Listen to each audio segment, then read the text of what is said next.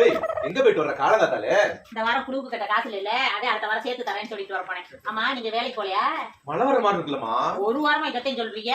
ஒரு வாரமா மழை வர மாதிரி தானே இருக்கு. ஆமா ஆமா ஆமா, குடிங்க குடிங்க குடிங்க. சே, ஒண்ணும் இல்லைங்க, நான் சொன்னேன்.